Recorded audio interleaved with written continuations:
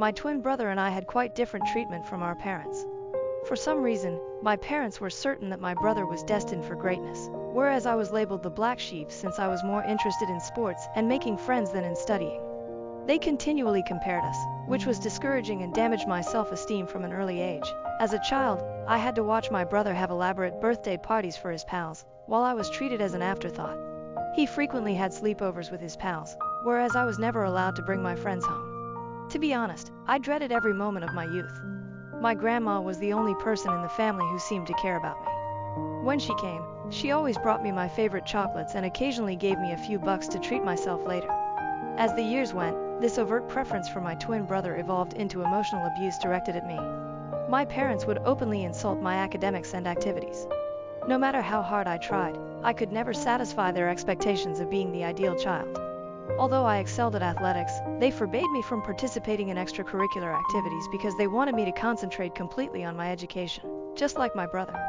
As a child, I felt frustrated and helpless. Later, during my sophomore year, I was grounded again, this time for using Snapchat on my phone. I hadn't done anything wrong, but like all teenagers, I downloaded the app to stay in touch with my friends. However, my parents considered this as a major crime and a violation of trust because they had barred me from talking with my pals. They went crazy, flung all of my belongings around the room, ripped the doors from their hinges, and informed me I would have no privacy as long as I lived under their roof. Watching my parents attack me in this way, my identical brother, rather than sticking up for me, made things worse. Our parents' wrongful acts produced a toxic environment, allowing him to take advantage of the situation. He developed a habit of lying about me, falsely accusing me of things I never did, so he could get away with everything. If he stole something, he'd easily transfer the blame onto me, and my parents, who were already inclined to believe the worst about me, happily accepted his falsehoods. He would insult me in front of my schoolmates and mock my attractiveness. Despite this, I had a large circle of friends at school because I was personable and willing to connect. My twin, on the other hand, suffered socially and disliked the fact that I could interact with others while he, as an introvert, felt uncomfortable.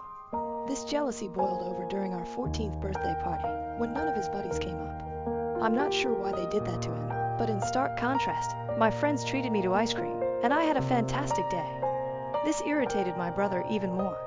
To get retribution, my brother started spreading false tales about me at school, depicting me as a spoiled brat.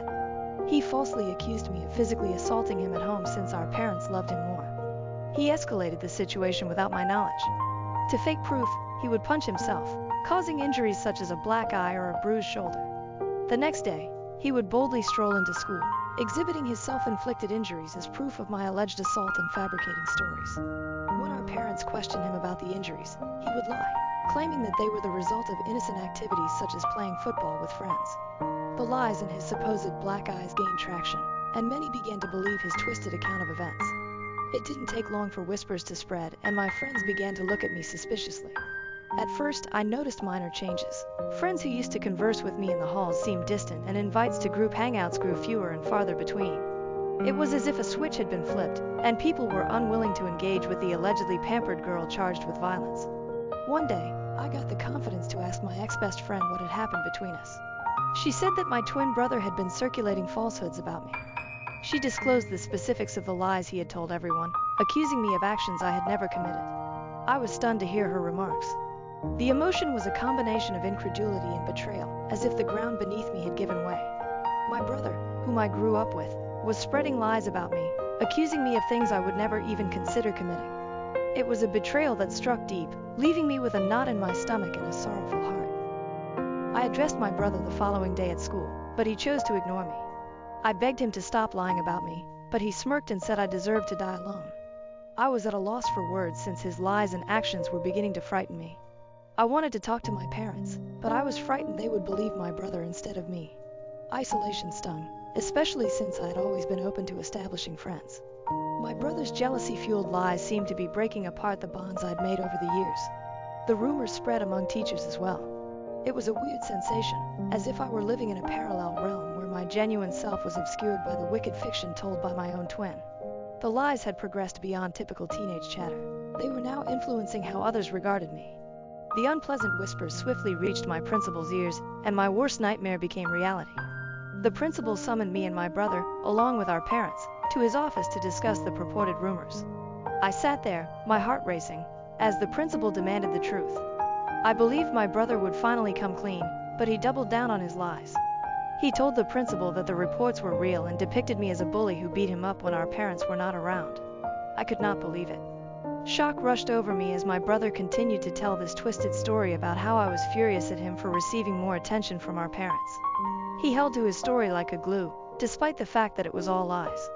After hearing my brother's story, my mother burst into tears and clutched him like he was a hero. My father tried to console my brother, assuring him that it was brave of him to speak up and that he would ensure that nothing bad happened to him.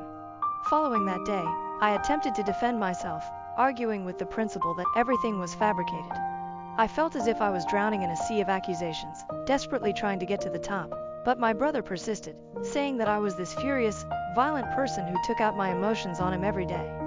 My mother's tears flowed as she grabbed onto my brother and gave me accusing stares. It was like fighting against a wall of belief in my brother's fabricated story. My principal sharply chastised me, stating that the school did not accept bullying and that these were grounds for suspension. I begged him not to suspend me, but he shook his head, saying he couldn't simply let it go. I implored him, tears flowing down my cheeks, attempting to explain that I hadn't done anything to my brother. The principal sternly informed me that I would be suspended for 10 days so that others would not bully anyone. It hit me hard, and I began crying even more, virtually asking him to reconsider. My parents, outraged and embarrassed by the incident, hauled me out of the principal's office. I didn't want to leave. I wanted to argue my case and make them understand, but they weren't having it. We left the school, my heart full of frustration and embarrassment. When we came home, things changed drastically. My father started packing my belongings out of the blue. I was stunned, perplexed, and had no idea what was going on. My mother asked him what he was doing, but he simply yelled that he couldn't allow me live in the same house as my brother anymore. I was crying, virtually on my knees, and begged my brother to give them the truth, but he remained cool, unmoved by my feelings. My father kept packing my belongings before throwing the bag into our foyer. I clung to my father's legs, asking him not to kick me away. It felt as if a nightmare were happening. He informed me that a bully like me did not deserve to reside in his home and that he would call his mother, my grandmother, to come and pick me up if she wished. It felt as if the world had collapsed beneath me. I stood there in amazement, surrounded by my stuff scattered over the foyer, booted out of my own home. Eventually, my grandmother showed up. She helped me grab all of my belongings and load them into the car. She helped me into the passenger seat and made sure I was wearing my seatbelt before strolling towards my parents' front door. She rang the doorbell, and when my father opened it, she began yelling at him for treating me this way. With firm determination, she informed him that if he ever approached or attempted to contact me again, she would not hesitate to call the police or CPS, because what he had done to a youngster like me might land him in jail. My mother attempted to shift blame by telling her that it was my fault. However, my grandmother was having none of it. She stood firm, defending me, and emphasized that I was only a child and did not deserve to be treated in such a harsh manner. That was the first time I realized how powerful my grandmother was. She did not cower before my parents, and unlike them, she trusted me. We eventually drove away, leaving behind my house, the only place I had ever grown up. I can't even begin to describe how excruciatingly painful I felt at the time. I recall crying on the bed and refusing to eat anything, despite my grandmother's insistence. When I informed her what my brother had done, she was astonished as well. She told me that she trusted my version of the story, and I was relieved that I had at least one person on my side. When the 10-day suspension was removed, returning to school was like going back into the lion's lair. As I entered the familiar hallways, my classmates' expressions told volumes. Judgment, murmurs, and sidelong stares. The weight of the bogus charges remained in the air.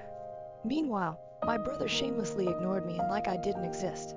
He had made friends with a few people who believed his version of the tale and saw him as the victim of my attacks. I tried to tell everyone my side of the tale, but it went unheard. I was an outsider, saddled with an unfair reputation that stuck to me like a shadow. No matter where I went, the classroom, the cafeteria, or the corridors, the eyes that met mine were filled with contempt and suspicion. I became a loner. I would keep my head down, attend all of my lessons, eat lunch alone in the cafeteria, and then return home. I didn't have any friends, and it seemed like no one wanted me there. Throughout this, my parents never called to check on me. My grandmother would continuously remind me that this was not my fault and that things would eventually be fine. I graduated from high school with good grades and was looking forward to attending college, where I hoped to have a better life. It wasn't until I went away to college that I discovered what freedom felt like. For the first time, no one was looking over my shoulder, comparing my grades, or attempting to compete with me. I met and became friends with folks who shared my interests. Despite the mental and physical scars left by my family and classmates over the years, I focused on putting it all behind me and making the most of my college experience. During this period, I realized I had an aptitude for content writing.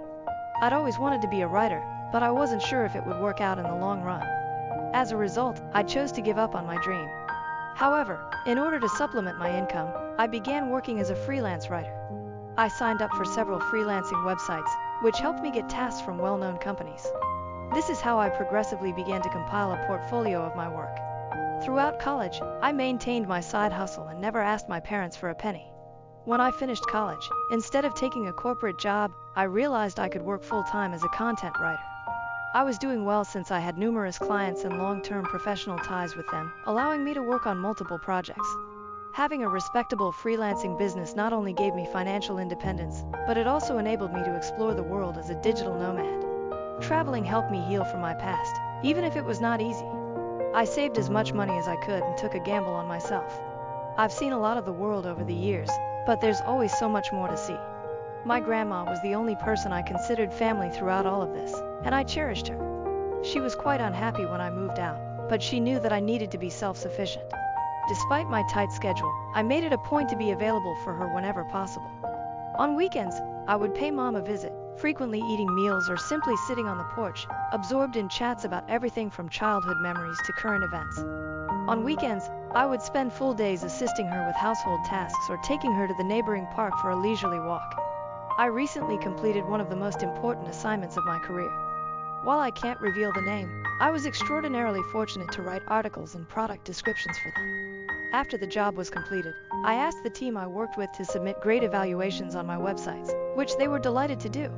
I grabbed screenshots of several of their evaluations and shared them on Instagram, understanding that collaborating with this brand was a big deal. As expected, several other content writers congratulated me on my professional accomplishments, and some even reprinted my article to help get the word out. This is how I began receiving messages from strangers who also wanted assistance with their websites. My family observed this as well, and some contacted me to express their congratulations. My college's principal eventually called me, seeing that I was doing well and inviting me to come to the college for a seminar to talk to students about starting a career as a content writer. I was apprehensive because I'm not good at public speaking, but I decided to take a chance and consented. When I found myself standing in front of expectant faces, sharing my experiences and insights, I felt as if my life had gone full circle. In my speech, I discussed my hardships and how I pushed hard to keep going despite the difficult times. It was a truly rewarding experience to encourage others and contribute to the growth of the writing community. Some of my videos went viral on Facebook as people connected with them. It felt fantastic to be finally recognized for my efforts. Last week, I was asked to talk on a local news program. It was a show about the benefits of content creation, and they asked me to share my experiences and insights with their audience. I was nervous, but yet excited about the prospect. During the event, I discussed my experiences, the value of customer feedback, and how a simple appreciation message may lead to fantastic opportunities. The opportunity to reach a larger audience and encourage more professionals in the area was both humbling and exciting. When it finally aired, I uploaded some of these snippets on Instagram since I was honored to be invited to a TV show. This is how my relatives and cousins first learned about my professional accomplishments. Because my parents never mentioned me to anyone, they had no idea I was working with well-known brands and appearing on television shows. This is how word swiftly went among my family. I guess this TV interview must have finally reached my parents' ears, because just a few days later, I was working on another project while keeping my phone on mute. When I finished my work, I checked my phone and was surprised to find 6 missed calls from my mother. I was astonished to see her name on my phone because it had been a long time since she had phoned me. After so many years of stillness, I couldn't understand why she was phoning. I hesitantly called her back, and she answered right away. I asked her if everything was fine, and my mother began to congratulate me. My father, who was most likely sitting directly next to her, also joined in on the chat. He began to probe about my life and well-being, and I responded without much thinking. It didn't strike me as weird until they asked how much I was making these days. I explained that it was none of their business. My father answered, "We're family, so don't be shy about telling us your income." I assured him that I was doing well financially. Hearing this, my mother proceeded to describe how difficult their life was these days, and my brow furrowed in suspicion. Basically, this is how our talk went. Mom, we're retired now, and we've wanted to renovate the house for a while. It's not in great shape, but we don't have any funds left. Me, okay. Mom said, your achievement has given us hope. We saw your TV interview today and thought you might be able to assist us out by paying for the improvements. Dad, after all, we are a family. Please do not hesitate to share some of your revenue with us. We genuinely need your help. Me? Are you kidding me? Why are you asking for money when you haven't even spoken to me in years? I'm not sure what prompted you to contact me, and while I appreciate your congratulations, I won't be able to assist you. Hearing this, my mother began telling me that I was being selfish and that I needed to support them as a family. My father emphasized that as my parents, they deserved to be cared for, and that this was the least I could do. I was so angry at this point that I wanted to tell them off. Suddenly, I had an idea. Instead of simply disagreeing with them, I would teach them a lesson once and for all for thinking they could mooch off of me. After my parents mistreated me for so many years, I told them that I was willing to help them provided they agreed to my demands. My father was curious and asked me what it was. Without hesitation, I made my demand. If they wanted my assistance, they had to openly confess, in front of our family and friends, that my brother was the mastermind behind the false stories that had harmed my reputation. I wanted them to embarrass my brother in front of everyone, just like they had humiliated me by believing his lies and manipulations. I wanted them to accept responsibility for their acts and recognize the anguish they had caused. Hearing about my untenable state, my father began to question the necessity of such an admission. My mother told me that this was all unnecessary and that we could have a private discussion without engaging others, but I stood firm. This was a non-negotiable requirement for any further aid they wanted me to provide. As the tension rose, my father raised his voice, establishing his authority as my father, and began to underline that it was my responsibility to assist my family in need. My mother, in a last-ditch effort, persuaded me to do the right thing and assist them, citing the years they had spent raising me. I couldn't help but see the irony in their sudden attractiveness. I reminded them of the past, that they had kicked me out, and that my grandmother, not them, had reared me. They became increasingly angry, but I told them unequivocally that if they wanted to approach me and request financial aid, the truth had to be acknowledged publicly, and my brother had to face the consequences of his conduct. Since this talk, my parents have been calling me often, but I'm ignoring them. I'm beginning to regret even phoning them back that day.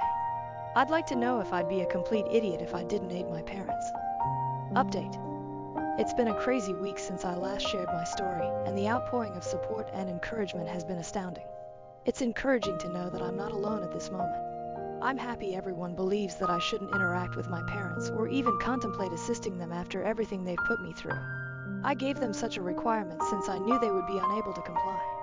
I know they love my brother too much, and even if they've realized by now that it was all his lies, I know they'll never put him through what they did to me.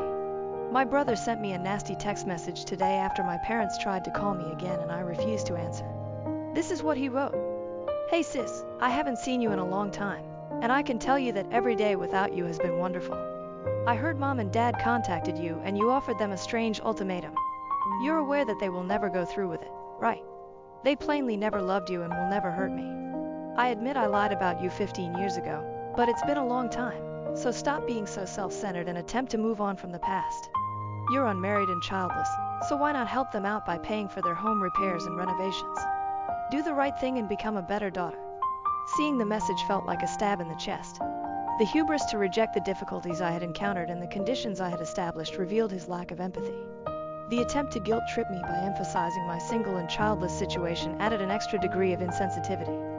His idea that I should prioritize their needs over my own was not only disrespectful, but also demonstrated how little he valued me. Fueled by dissatisfaction and a strong desire for justice, I decided it was time to take matters into my own hands and expose the truth that had been buried for far too long. I sat down to compose an email to my parents and close relatives, detailing the traumatic events of my upbringing and the unfair treatment I had received while growing up in my family home. In the email, I highlighted the tight and restrictive environment I encountered at home, as well as how my parents treated me differently from my twin brother. I also looked into the spiteful and utterly false rumor my brother had circulated about me at school, which had resulted in serious consequences and ruined my image. I wrote about how my parents had kicked me out, and if it hadn't been for my grandmother, I could have died on the streets by now. Toward the conclusion, I requested that everyone read a message my brother had sent me. I've enclosed a screenshot in which he acknowledged lying about me. It was a simple confession, and I hoped it would reveal the lies that had lasted for too long. I sent the email just an hour ago, and I know what will happen when my parents and brother see it. Next, I'll let you know how my family reacts to my email. Update. It's been a month since my previous update, and a lot has happened. As you may guess, my family erupted when they received the email. My parents have faced criticism from relatives who were previously unaware of the extent of their favoritism and emotional abuse. Many family members contacted me, saying they had no idea about everything and apologized for not being there for me. My brother and dad sent me a bombardment of text messages that became increasingly hostile and aggressive. So I contacted a lawyer, who issued them a cease and desist notice. It basically told them not to approach me again, and if they did, they would face severe legal penalties. I guess this spooked them since they stopped calling me. My grandmother believes I did the right thing by telling everyone what occurred, and she fully supports me. She is the only person who is important to me, therefore I'm delighted she has my back. Update. It's been 2 months since my last post, and I'm pleased to say that everything is going well in my life right now.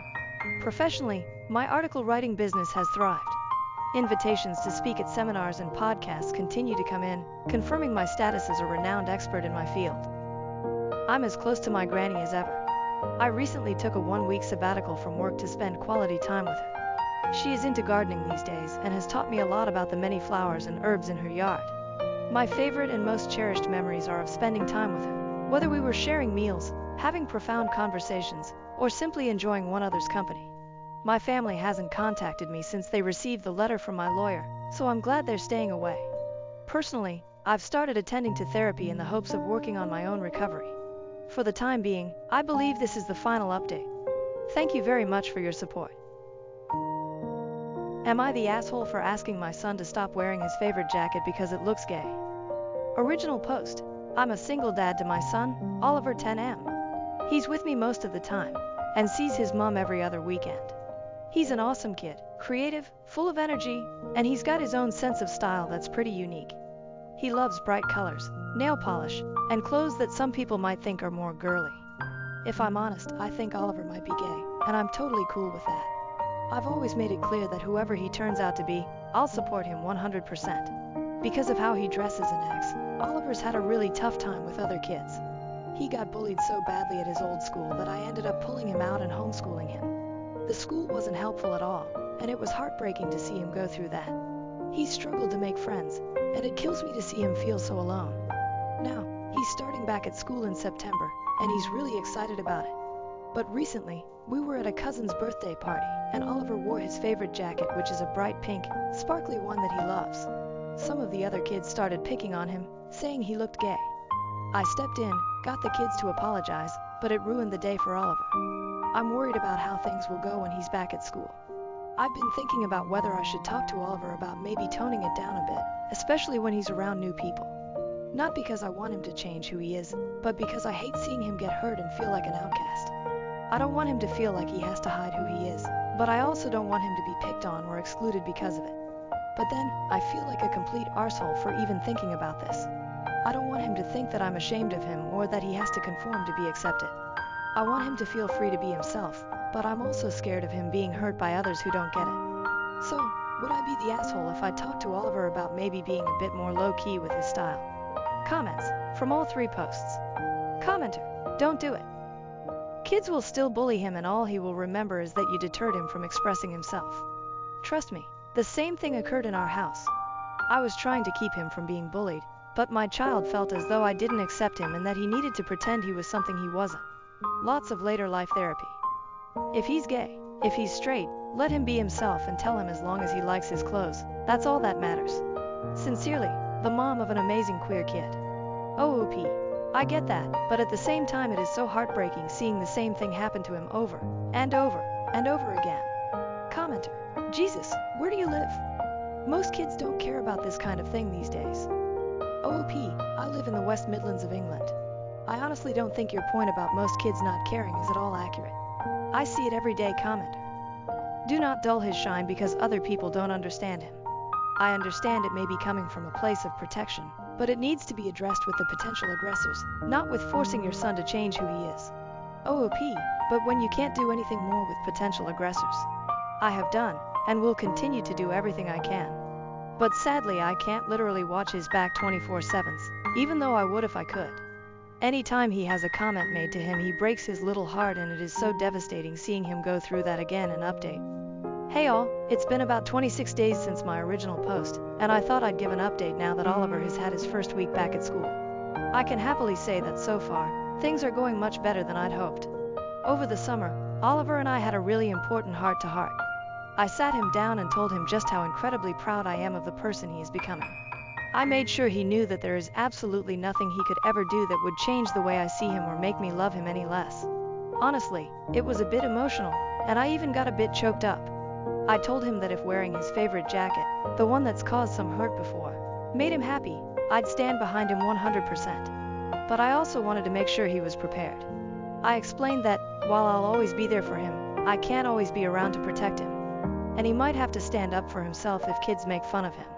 I made it clear that this doesn't mean he should change anything about who he is, but that he needs to be ready to handle it if anyone says anything cruel. Oliver understood, and we spent the summer coming up with some playful comebacks together. He really wanted to take the jacket with him to school, so we made it a bit of a project, imagining the kind of things kids might say and crafting witty replies that he could fire back with. It was actually pretty fun, and I think it helped him feel more confident about it. Now back to school. His new teacher knows all about his past struggles with bullying, and she's been amazing. She's keeping a close eye on things and making sure he feels safe and comfortable. It's made such a difference already, and Oliver's first week couldn't have gone better. He's even made a friend, a boy named Sam, and they've really hit it off. They're planning to meet up tomorrow at the wacky warehouse, and Oliver can't stop talking about it. It's been a long time since I've seen him this excited about spending time with someone his age. I know it's still early days, but seeing him come home happy and smiling each day has been such a relief. Thanks to everyone who gave advice and encouragement on my original post. I really took a lot of it to heart, and I think it made a big difference in how I approached all this. Update 2. Hey, I just wanted to hop on and give a small update about Oliver's playdate over the weekend. Firstly, when Oliver was getting ready, he wanted to wear all his flamboyant clothes. He asked me if I thought it was a good idea. His friend had seen him in his jacket, but he was a little worried how he would react to the full Oliver. I told him to wear whatever he wanted, and if this friend was worth being friends with, they would accept him for exactly how he is. This made Oliver smile. He wore his full Oliver outfit. When we were walking in, I could feel Oliver getting a bit nervous. He was bullied so much in his last school for how he was, so I understood why. I held his hand tight and gave it 2 squeezes. This means I love you, something I learned to teach him from Reddit actually.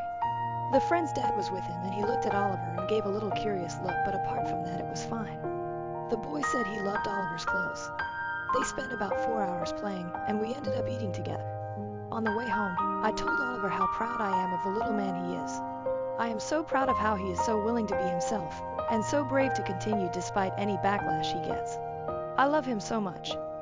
This is my final update on this account. I don't know if I'll ever show you these posts, Oliver. Maybe in a few years when you're older, so we can laugh at how worried I was about you. Your dad is so proud of you. I think you are the most amazing person in the whole world. Even when you drive me absolutely nuts. I am so lucky to get to be your father. I am so lucky you are in my life. I love you. Our autistic son committed suicide, and the other children blamed us. We don't know what to do. This is an Am I the Asshole post as well as an asking for advice. Sorry for the long text, but please read the whole thing as there are many important details in it that I couldn't fit into the TLDR. My husband, 59, and I, 50, have had 3 children, James, 27, Kate, 23, and Stephen, 20. When he was 6, Stephen got diagnosed with autism, and we did everything to accommodate him and get help. He kept saying that he doesn't want any help and wants to be treated like a normal person. We always tried to reassure him that he needs it to achieve the same results as other kids, and he should accept himself and be proud and not listen to society or other people. By the way, everyone was always super accepting and did their best to accommodate. But Stephen wouldn't listen and said that he's as competent as other people, and was it before he got diagnosed, and we started treating him like a subhuman too. Whenever someone would try to help him, he immediately started to explain that he doesn't want or need any help and came up with excuses. As he grew older, Stephen distanced himself from other people because he didn't want anyone to know him as an autistic person. He even asked us to let him change schools and not tell anyone at the new school about his condition, which we of course didn't allow. By the time he was in his early teens, he fell into a really bad depression and became suicidal, but refused to take medication or go to therapy to treat it because at that point he wouldn't accept any help from anyone at all, even if it wasn't for his autism. Stephen claimed that the cause of his depression was the special treatment everyone gave him, and he just wanted to live as a normal person. He tried to make a compromise that if we let him go to a different school where no one knows about his autism and stop treating him differently, he will get treatment for his depression. By then, James, Kate, and a few of Stephen's teachers were encouraging us to let him do it, but we still said no. When Stephen was 15, he attempted to kill himself by hanging. At 18, he finished school, got accepted into his dream university, moved out, and cut off contact with my husband and me. He still kept talking to his siblings. He left us an angry goodbye letter in which he claimed that we ruined 12 years of his life, that we are the reason why he's still depressed and suicidal, and that he hates us with a passion. He said that now he finally won't be known as a crazy, stupid, and awkward person who needs help for everything, and can lead a normal life. We tried to call him and sent him letters and emails, but he didn't answer. Recently we visited him at his university, but he wouldn't talk to us and eventually threatened to get a restraining order, after which we immediately left. We haven't heard much about him since then, but from what his siblings told us, he was doing better now, although he still suffered from depression. Anyway, today he committed suicide. From what we know, he overdosed on medication. Kate, who told us the sad news, says that we shouldn't have given Stephen any special treatment, or at least stopped when he told us to, and that by treating him differently we basically drove him into suicide. She said that we've failed as parents and she will consider cutting contact with us too, because she doesn't want people like us as parents. James agreed with her and said that we should at least acknowledge our mistake. Kate packed her stuff and left shortly after. She originally planned to stay for New Year's too, saying that if we want to keep a relationship with her, we should admit what we did wrong and learn from it. We, however, think that it's the fault of society with its standards and expectations, and Stephen's own fault because he wouldn't accept any help. We're absolutely devastated. Is Stephen's suicide really our fault, and what can we do to save what's left of our family? TLDR. Our son was diagnosed with autism as a child. We got all the help we could, but he didn't want it. In his teens, he became depressed and suicidal. He cut contact with us when he moved out. Today we found out he killed himself, and our children say that it's our fault. Our daughter threatens to cut contact as well. Are we really to blame for his death, and what should we do? Tomorrow would have been the 21st birthday of our son, who took his life almost a year ago. Posted November 28, 2022. Tomorrow would have been the 21st birthday of our son, who took his life almost a year ago. My husband and I, 60M and 51F, have had 3 children. Stephen, 20M, Kate, 24F, and James, 27M. At the age of 6, Stephen got diagnosed with autism, and we did everything we could to get help and accommodations. Everyone was super accepting and did their best to accommodate, and we always told him to be proud and not care about social norms. But Stephen still refused to accept any help and demanded that we stop treating him like a subhuman. No matter how many times we told our son that he needs help to get on the same level as other children, he wouldn't accept it. As he was approaching his teens, he gradually isolated himself from the world. He had no friends, no hobbies, and avoided spending time with us, although he didn't mind spending it with his siblings. He avoided other kids at school, and as soon as he got home, he would lock himself up in his room, and only went out when absolutely necessary. When he was 10, he also began to refuse to celebrate his birthday because it reminded him that yet another year has gone by and everything is still just as bad. He ended up getting depression and suicidal thoughts and blamed it on the special treatment we gave him. We tried to get Stephen therapy and antidepressants, but he refused because at that point he wasn't accepting any help at all, even for things that had nothing to do with his autism. When he was 15, he tried to kill himself by hanging, but luckily, he survived. Stephen tried to make a deal that if we let him go to a different school where no one knew that he is autistic, he would accept treatment for his depression. And even a few of his teachers as well as his siblings told us to let him do that. But we didn't allow that because we didn't think that he would get through school without help.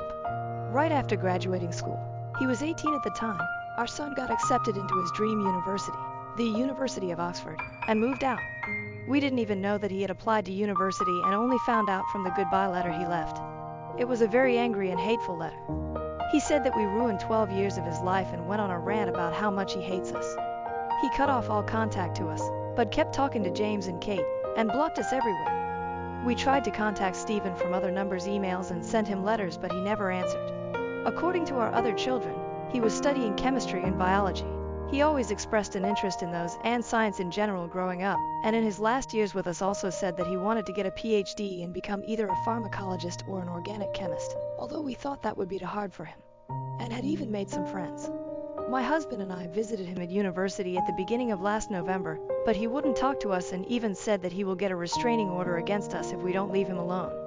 About a month after that, he attempted suicide again, this time by overdosing on medication, and unfortunately, he succeeded. Kate blamed us for his death, saying that he repeatedly told us how much he didn't want to be treated differently, but we never listened. She has since also cut off contact because she couldn't and didn't want to forgive us for killing her brother. Our other son has also been visiting and talking to us much less since then. In just a couple of months, we have lost pretty much all of our children. We tried to distract ourselves, but with Steven's birthday coming up, we can only think of him and our other children, even if they have abandoned us and he didn't like to celebrate his birthday. How do we get our daughter to talk to us again? Posted December 12, 2022. We miss him so much. Our 60M and 51F daughter Kate, 24F, completely stopped talking to us about 10 months ago. She did it because, according to her, we are to blame for her younger brother's 21M suicide, which happened about 1.5 months prior to Kate cutting off contact to us. However, at the time of his suicide, he has already also been no contact with us for over a year. He left for university, stopped talking to us and blocked us everywhere immediately after graduation, and we didn't even know he had applied for university. With the exception of one time when we visited him at university, and even then he didn't talk to us.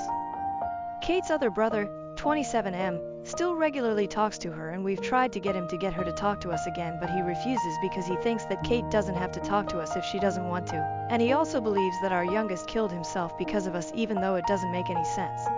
She doesn't talk to any of her other relatives. We've reached out to her on social media, but she didn't answer, and although we knew where she lived until recently, we visited but she was never home.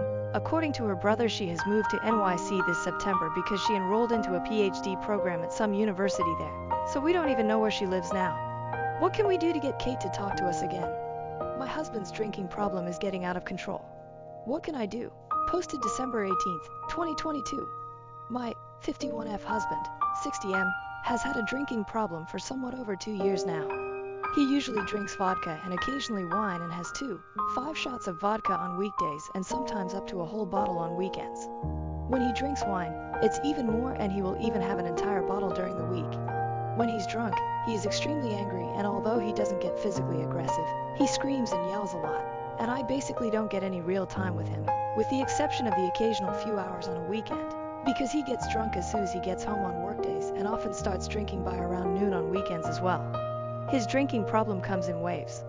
With my help, he has managed to get it under control multiple times, and although he would still drink almost every day, it was usually nowhere near enough to get him drunk, but it always gets worse again. He only began intensively drinking about 2 years ago when our youngest applied to university without us knowing, and then cut us off when he went off to said university. My husband felt very angry and betrayed, and he still is, and that's when he resorted to alcohol. Before that, he would only drink on special occasions like holidays, parties, and date nights, and even then he almost never had enough to get drunk. I feel like I've lost him since his drinking problem began, at least during the waves when it's really bad, because he's drunk most of the time and then all he does is just scream around. What can we do to end his drinking problem? Mega Dad and Daughter, a relationship broken by political differences. Am I the asshole for not forgiving my dad after the birthday argument? Original, Dad's POV, May 10th, 2023. Am I the asshole? My daughter doesn't want me in her life because of our differences in political opinions. I, 65, have 2 daughters, Alicia, 35, and Mary, 32. I have been divorced from their mother since the girls were in middle school and have been with my current partner Janice for 15 years, but we are not married. My girls were living with me full-time since they were in high school until they each moved out. I'll get right to it. My girls have opposing political views from Janice and I. This came to a head several years ago. Things had been strained for a while and finally blew up. The girls were over for Christmas and Mary said some things that upset Janice, and Mary walked out. Alicia stayed, but it was awkward the rest of the day. Janice and I decided not to let Mary visit anymore, but I still saw her regularly on my own or with Alicia. A year or so after that, I took Alicia out for breakfast on her birthday. We had decided not to talk about politics anymore because we don't get along. Well, there was something upsetting on the TV and the restaurant was empty except for us and another couple, and I made a comment about it and Alicia just started ranting. She wouldn't stop even when I told her to because she said I was the one who brought it up. The man at the other table agreed with me and started getting upset, saying what Alicia was saying was stupid and that she should shut up. I agreed with him. Yet another day ruined, I guess, so I just walked out. I told her happy birthday before I left. She was very upset that I abandoned her with a stranger that was upset with her, but all she had to do was stop talking and that never would have happened. She said she felt unsafe and that I shouldn't have just left her there. And maybe I shouldn't have, but she also needs to take responsibility for her part in this. Now she barely speaks to me and I only see her on special occasions like birthdays or Father's Day. And never at either of our houses. She moved and hasn't told me where. It is somewhere local though. I see Mary more often, but she doesn't want to get involved with me and Alicia's issues. AITA for not taking total responsibility for what happened. Relevant comment. We could share the same political beliefs and I would agree with your daughter. You broke the agreement and made a comment you knew she wouldn't agree with. Then you got mad when she responded to the comment. Then you agreed with a stranger and escalated the issue. He told her to shut up and she was talking stupid. No one says that in a calm manner. That is scary for a woman to be addressed like that by a man. After all of that, you left her. Straight up left her with some stranger who was making comments about her. No wonder she felt unsafe. Her safety is more important than a disagreement. Bonus comment from the poster. I think it gives a better sense of his beliefs. I'm not racist and I think people should have bodily autonomy. For instance, no one should be forced to get any vaccine they don't want to. Original, daughter's POV, now deleted but preserved in a comment. May 12, 2023. I'm the daughter of a political dad. I have receipts. I'm Alicia. Those aren't our real names, thankfully. There are screenshots of 2 conversations with him in my profile. One from the day of this incident in 2018, and one Facebook Messenger conversation from 2020. I have more and may post them, but for now that should be enough. Yes, I made a throwaway for this. I don't want it attached to my main. My friend actually saw the post first and told me about it, and I considered for a while whether or not I should respond. It also took me a minute to find the conversations. I did want to address some things because even though the post was lacking details, most of the comments I was able to read were spot on, and this was very validating for me. As most of you guessed, yes, he is a Republican Trump supporter and I am progressive. And yes, we are in the US. This was pre-COVID. He came out as an anti-vaxxer during the pandemic. Janice is horrible, lol. On the outside she seems sorta okay, but she's all about manipulation and control. If you aren't wholly grateful for every little thing she does, she employs guilt trips. She's definitely the respect your elders type. There's more to the story there, but I'm not going into it. We used to all have family dinners at their house once or twice a month. The atmosphere had been strained for a while because Dad and Janice didn't want Mary and I to comment about politics. They were allowed to say anything they wanted, but we weren't allowed to respond. We were told it was disrespectful to disagree with them in their own home. I thought it was very hypocritical and it pissed me off. When I lived with them, I never really started my opinions much out loud because I wanted to keep the peace. Because I had to live there. As I got older and moved out, I stopped being quiet about it, and I think it shocked them.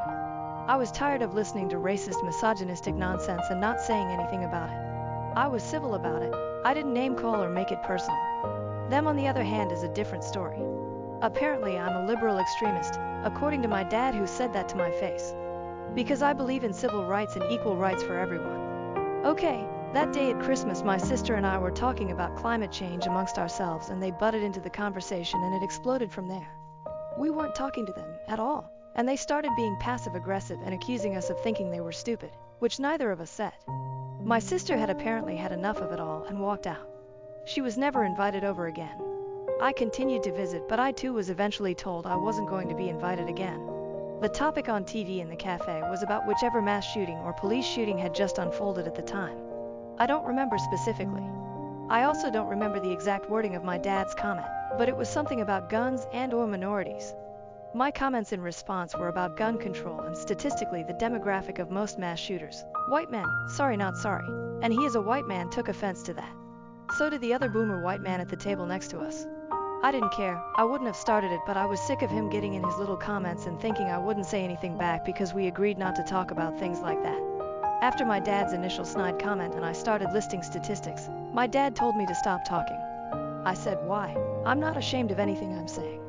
Neither of us were being loud, by the way. It was a private conversation at a normal speaking volume. At that point, the other man sitting with his wife said loudly, well, I'd like her to shut up, and started saying things about how what I was saying was stupid. I sat there in shock, and just as I was about to collect myself and tell him to fuck off, my dad turned around to him and said, you know what, sir, I agree with you, which put me into shock again. I literally could not believe that just happened. My dad then stood up, muttered happy birthday at me, and walked out. The man continued to spout angry nonsense in my direction while his wife tried to calm him down, and I tried to think about how fast I could get to the police station next door if he tried something. I sat there for a few minutes in shock, and his wife came over to me and started apologizing profusely. I eventually left too and tried not to cry on my way home. Not that it matters a whole bunch, but we drove there separately and had paid for our food already. So he didn't leave me without a way home and didn't stick me with the bill. Ever since I started speaking up about my opinions, my dad has been very patronizing and condescending. It's funny though, because even then at first when we'd debate something, we would be civil and I could get him to listen to me. I even got him to indirectly admit that he's pro-choice once during a conversation. He doesn't identify as that, but when we spoke logically and reasonably about it, he admitted that at least in some situations abortion should be allowed. I said, congratulations, that makes you pro-choice. And he didn't have anything to say to that, lol. I think it's the buzzwords and the faux news that's really tripped him up, and it's unfortunate. He and Janice live very much in their own little fantasy land and don't like being reminded that it isn't real. They've stopped going to family events partly because of this and partly because of Janice's medical condition. And I think partly because no one likes her. I already turned off messages and I don't really want to be responding to a bunch of comments. I might turn them off altogether at some point if that's an option, but we'll see how this goes. This has already gotten way more attention than I'm comfy with, but I didn't want to leave everyone hanging. There were some really insightful comments that gleaned a lot of truth without knowing the full situation, so I wanted to give some closure. And also to say thanks. This has helped me a lot. As for what I'm going to do about it in real life, probably nothing, because I'm pretty much done trying to do anything but keep up a surface-level relationship. Once in a while he tells my sister he misses me, as if he doesn't understand what happened. We've had so many conversations about this that if he doesn't get it by now, he never will, and I'm done trying. If you're wondering why I don't just cut him out completely, I'm not really sure myself. I guess I just don't have it in me right now. OP's receipts. Transcript, dated November 3rd, 2018. OP, thanks for leaving me there alone with that potentially violent guy. OP, I was just scared, you know. And you just left OP. Make no mistake though, I will not be silent. I will be scared and loud. OP, remember how Mom used to send us to school in tears? That's how I feel now. OP, you've become really good at breaking my heart. OP, I told you I'd been censored, harassed and censored in the past, and you didn't say anything close to "I'm sorry that happened to you." OP, I guess you don't care.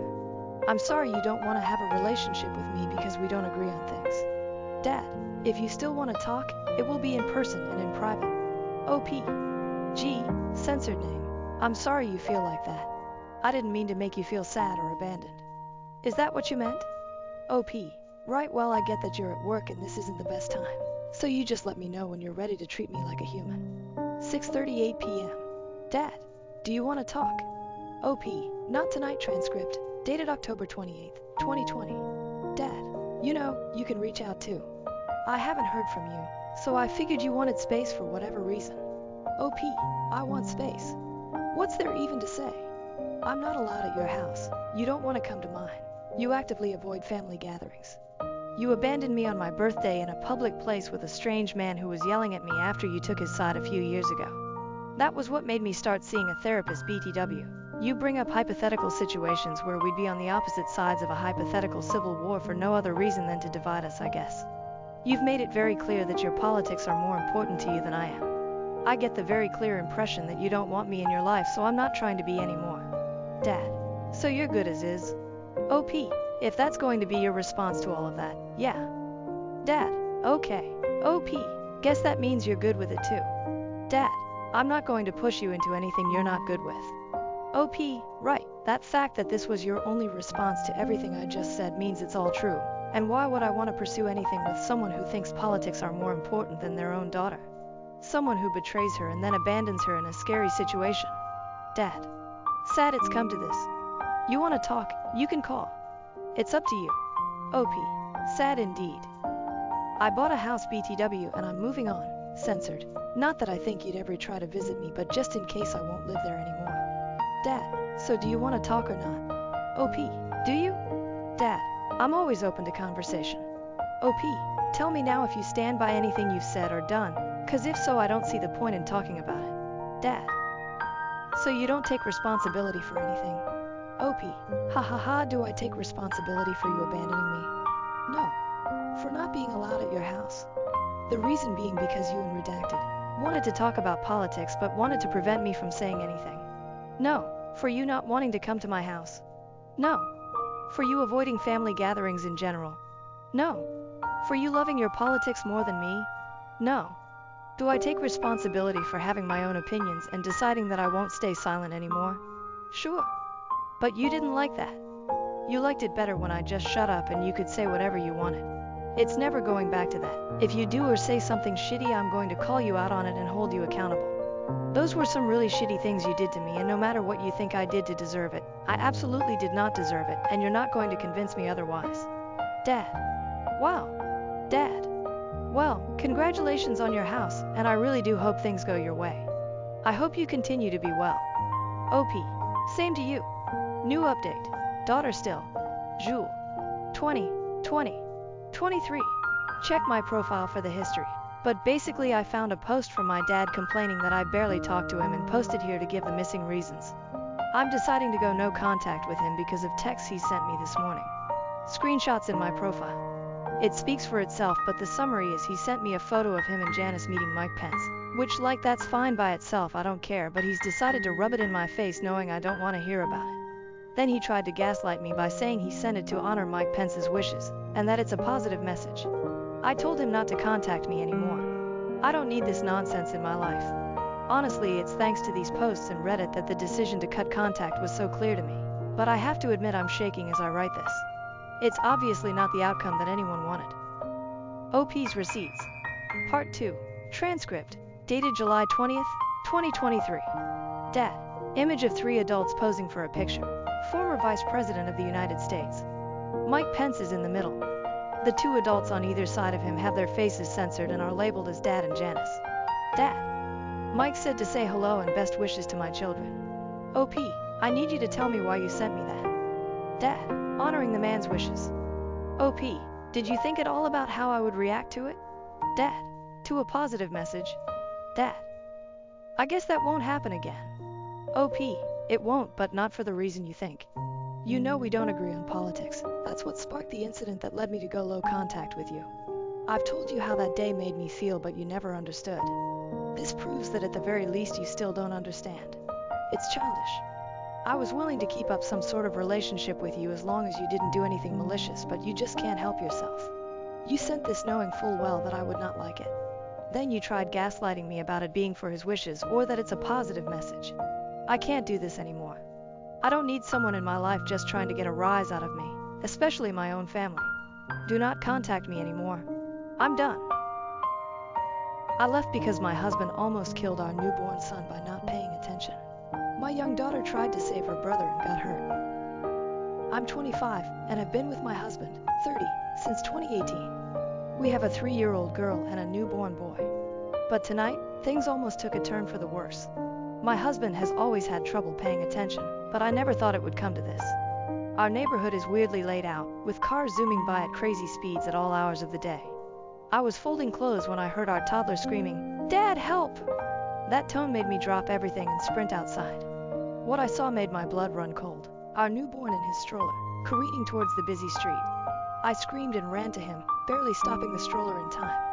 My baby girl's hands and knees were scratched up because she tripped trying to run after the stroller. I snatched up my baby, heart pounding, and scanned for my husband. He wasn't watching. He was chatting with neighbors, completely oblivious. The anger I felt was unlike anything I've ever experienced. I stormed up to him, shouting in disbelief. He looked shocked at first, then realized what almost happened. The apologies and tears came pouring out, but it was too late. I couldn't wrap my head around how he could be so careless, so blind to our toddler's screams and the stroller rolling away. I packed up the kids and left, staying with my parents. They're on my side, but my husband keeps texting, begging forgiveness, calling it an honest mistake. But I can't shake the terror of almost losing my baby because he couldn't focus for a single second. My baby girl got hurt in the process because he couldn't pay attention. I almost lost my son because he couldn't pay attention. I can't stop crying. I feel so guilty. I wish this all never happened. Sorry it's short. I just want to hold my babies, and I can't stop shaking every time I think about it. What if I was just 1 second late? Would I have been planning a funeral? And the reason I left the house instead of him was because I hate that house. I don't feel like it is safe for the kids with all the traffic, and I was right. It's my husband's workhouse. I can't be running either. I had a C-section less 6 weeks ago. A lot of people are saying, why wasn't I watching the kids? I was doing their laundry like a parent. Does he takes them for walks to have bonding time with them? He literally created this by himself. This has never happened before. How was I supposed to know? And people saying, why didn't I get him checked out? I'm not his mother. He is 30 years old. I'm sick of people acting like I have to parent my own husband while I literally have a newborn, a toddler, and I'm still healing from a C-section that I teared my stitches from when I ran to get my baby. I don't care if it was his ADHD. The court wouldn't care either. If he killed my child, he would have gone to prison. Either way. Relevant comments. Comment 1. Okay, he was 100% wrong and I'd be livid just like you. However, I'm a little confused about the situation. Like, why was your baby just in a stroller unattended? Why did the stroller randomly go into the road? Since it sounds like you were at home, is this maybe something y'all normally do just to have a place for a baby to sit out front of your house when your toddler is playing outside? And maybe it was a freak accident. I'm going to be honest, as a mom, most of us have stories of near-death experiences with our kids. We can be naive and stupid and expect a little child to have more awareness, survival skills than they do. When my son was 2, we had a horrible experience with an escalator, and I still have times where I can't sleep because of it. We are all idiots when it comes to parenting, because how can you know until you live it? And seriously, like, every parent has one of these moments, unless you're one of those insanely lucky ones. I still really don't understand the whole scenario of what happened, but to me it seems he really has remorse and feels terrible. And once you go through something like that, you never forget it. So if he cares and loves your kids, he's devastated and has learned a hard lesson. I don't know that your response was the best, but get why you did it in the moment. But I think you guys have a serious talk and maybe look into moving if possible. I wouldn't go straight to divorce like Reddit loves to preach. I think there's a solution here. And so sorry you're dealing with this. It's literally the worst feeling in the world. OP. Hi love, let me just clear it up for you. So I was sitting inside in the lounge room, and there's a huge window behind the TV that was a little open so I could hear outside. That's when I heard my toddler scream for her dad to help. When I was outside, he was standing on the neighbor's driveway. I assumed that he must have had left the baby literally on the road, because there was no possible way that it would have rolled off like that. And my toddler was playing with the neighbor's cat before she noticed her brother was rolling away when I confronted him about it. He tried to explain, but he just kept stuttering. I still don't know what exactly happened. I don't know if he didn't put the brakes on the stroller. If the wind blew him away, I just don't know. My neighbor contacted me and asked if I wanted the security footage because his wife is 100% on my side, so I'll probably find out once it gets sent to me. Comment 2. I want to acknowledge that this is a horrific situation, but saying I don't care if it was his ADHD isn't going to fix anything and will probably only make things worse. Talking and thinking about it like he intentionally tried to kill your child isn't either. With ADHD, you actually do not register things like this at all sometimes. Life expectancy for those of us with ADHD is actually significantly lower because many of us end up, often accidentally, killing ourselves. It is not the same thing as carelessness, but learning about ADHD a little deeper can help you guys be safer. Understanding how my ADHD works and using different than standard precautions, like my brain needs, has actually most likely saved my life. Lie out what you want from him. That's probably because he gets his ADHD better under control, whether that be through prescription medication or more homeopathic method. That you get a different place if possible. That he does not take your kids out in your front yard without you, etc. Also, neither he or the neighbor noticed, but you heard your kid from inside. Something seems off here. Were your neighbors just watching the stroller roll towards the street? Was your husband on the other side of your house where he couldn't see the stroller? Were you already walking outside as this unfolded? I'm trying to understand better what was going on here and why your husband or the neighbor did not notice, but you did from inside. People with ADHD tend to be incredibly good and quick to act in emergency situations, so this is especially weird. I'm absolutely not accusing you of leaving anything out or anything, but asking you to think about what your husband and the neighbor were doing that neither noticed. That smells fishy. This is a horrible situation. I lost a pet due to the inattentiveness of ADHD, but I can't imagine losing or even nearly losing a child. OP, that's why I'm waiting for the footage. It doesn't make sense how this all happened. I don't know how to explain my house. There's a huge window in the lounge room. It was open a little too. I can listen out. The neighbor's house is 2 houses away. We are at the end of the street near the main road, though when you first walk into my house on your left, there is the lounge on the right.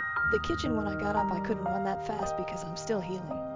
Sorry if this doesn't make sense. When I ran outside, the neighbor's wife was running for the stroller but was still far away, and the neighbor was helping my little girl off the road. That's all I seen. I'm just waiting for a response from them. My husband was just standing there, hands on his head, doing nothing. Comment 3. I fucking screamed when I read what happened. Are you okay?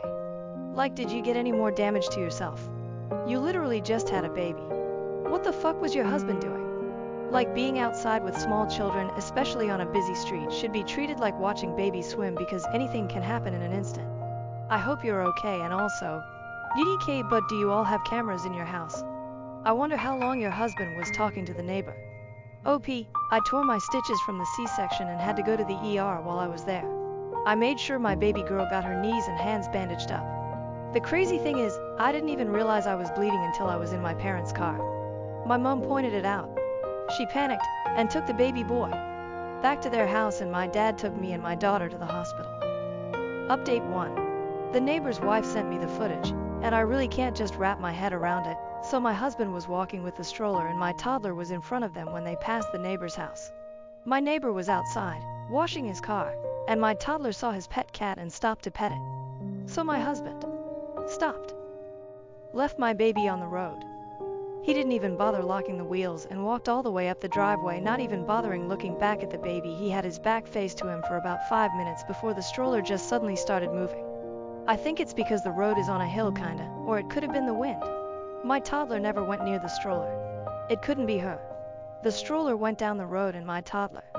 That's when she started screaming and running for it when she saw it. The neighbor started running after my daughter when she tripped. He tried to pick her up. That's when the neighbor's wife's car comes into frame and she stops and starts running back to the way the stroller is coming after that. You can't really see anything because it's all out of frame, but you can hear all the commotion. My husband just stood there the whole time, hand on his head with a blank stare on his face. He didn't even do anything when our toddler was crying from hurting herself. He only started crying when I confronted him. What should I do? I genuinely do not know what to do. I'm panicking. This was never the life I wanted for my kids. I don't understand why he was standing there. I have not even gotten a text or a call from him since I got sent the video. It's just been silent. I just can't get the sound of my daughter's screams.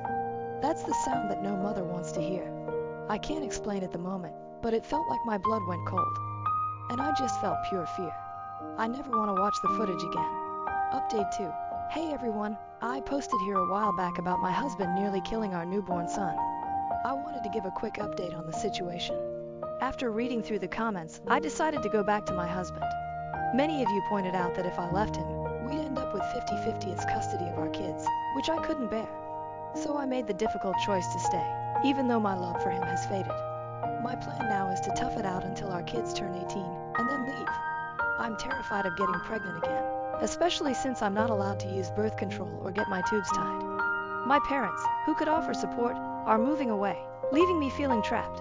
Despite everything, my husband tries hard to make things right.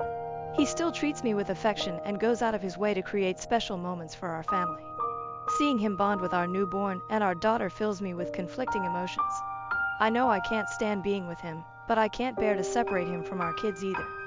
He was so happy when we came back home, but I can't stand even looking at him. I feel some guilt because he still calls me by my nickname, looks at me like I'm the only girl in the world, besides our daughter. And he still continues our traditions, like when the kids are sleeping he will go get ice cream and our favorite snacks and sets up a fort on our bed to watch movies on our laptop. Even though I'm sacrificing my happiness, my priority is ensuring my children's safety and well-being.